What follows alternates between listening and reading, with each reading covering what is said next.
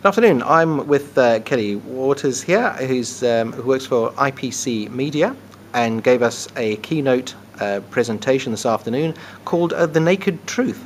Kelly, thanks for joining us. And can you tell us a little bit about IPC, what we do? It's not the most common known name in the world. No, it's not very well known for its name in its own right, even though it's one of the big media companies in the UK. So it's the largest magazine publisher in the UK, with 80 different brands, everything from NME to Nuts to Country Life, all sorts of different products. So all the magazines we've all heard of. Magazines and websites. You're part of a Time Warner group, aren't you? Oh, that's right, yeah, we're part of Time Warner. So Time Warner is one of the two biggest media companies in the world, so it obviously has some fantastic brands like CNN, Harry Potter. Yeah, great. Excellent. Now, you've your keynote address, The Naked Truth, was in principle about saying that Agile is not the end. It's not the be all and end all. It's not a silver bullet. It's not going to solve all of your problems. Can you tell us a little bit about why that is? Yeah, I was just trying to get across, I think firstly that Agile's not easy, so I think sometimes people maybe buy into the word and think everything's going to be magically fixed really easily, but I think also that although it helps you to solve problems, it doesn't in itself solve the problems, it really highlights them. And if you're not ready for that, that can be quite stressful because suddenly all these problems are there for everyone to see, usually in harsh visibility. So I think it's really to try and help people be ready for that.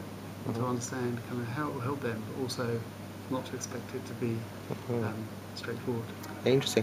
The one of the things that I pulled out from your talk was that fact that you had taken a not too small a team and you'd done this agile adoption completely internally.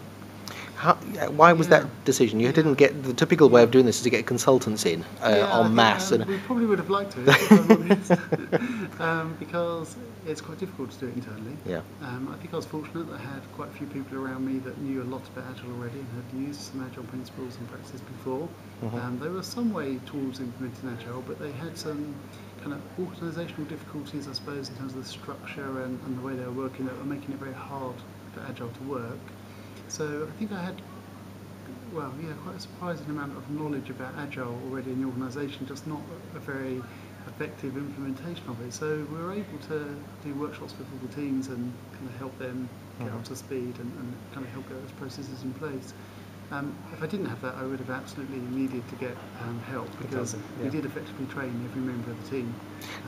Did you lead that adoption program? Was it a program of work that was formally on the stack of things? Yeah, very much so. A big priority was to change the organisational structure in a way that would make us ready for Agile and to implement Agile practices and to get those principles kind of bedded into the team. So I led that with a lot of help from a lot of people at IPC. But I was fortunate that we were able to do that in-house. And I think with the cost constraints, doing that in a year of recession meant that it was more imperative for us to try and do that. It's a big challenge. Now, you mentioned in your talk that you focus on 10 principles, key principles of Agile. Now, these are different to the 12 that are behind the Agile Manifesto. Can you give us an idea on your 10 principles and give us the key ones, perhaps? I would say they're not uniquely my principles, I should say. Right. I looked at looking at the Agile Manifesto, looking at the some of the methodologies, so XP, Scrum and DSDM, and just kind of looked for some of the principles that were common to all of them and the things that I felt I wanted to highlight to people as a way to help people understand what Agile is really about. So I wasn't really, at the time I wrote that, I wasn't really trying to create my unique set of principles, but to steal some of those principles to others to help them with their adoption. So I've got, I certainly highlight the fact it's incremental, iterative, it's very collaborative, it's really about people more than it's about the process itself. I think the active user involvement is critically important, and without that involvement so much of Agile gets lost. So it's really just kind of highlighting some of those kinds of principles to try and help people understand why Agile works and what's different about Agile, regardless of which actual method they choose to go with. Okay. And did you do all your training in-house? You're using Scrum as a basic Agile method? Yeah, we're using Scrum, bits of XP, and sometimes we're just using Kanban. Okay. I'm not using Scrum around that particularly at all, particularly in teams where they're driven by commercial advertisers and we can't predict what's coming up. So there's no real ability to plan. We're just working in much more of a kind of lean Kanban way. Okay. And did all your training internally then? So you developed your own internal trainers and so on? Well, Yeah, I wouldn't say we did formal training. We Oh, ran okay. workshops, we did presentations, we kind of Hmm. helped people through Q&A, and sort of luckily had some knowledgeable people around to do that. But previously at Reed Business, we did it all with external trainers, and again trained every member of the team. So I think whether you do it in-house or externally depends on whether you've got the knowledge and or the money, on which way you go. But in the end, you still need to train people. I think the education part of the change process is really important. Yep, makes sense to me. Um, you're most well known, I think, for a blog that you have out Right. on the web Yep. somewhere. Can you give us a little bit of detail about how that originated and what the URL for that Sure. is? Yep. The URL is Agile Software Development with dashes between the words, agilesoftwaredevelopment.com. Right.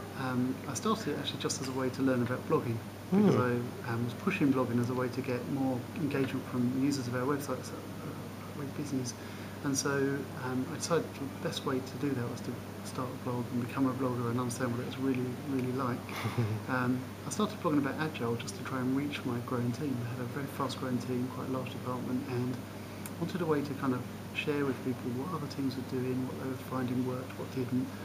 And it was just a complete random surprise that got traction outside of Reed, and people started to pick up on it. So it seems popular now, and I'm glad it's helped so many people. Fantastic. I'm sure a lot of people are grateful that it's there and have helped them. Kelly, thanks very much for talking to No us. problem. I appreciate it.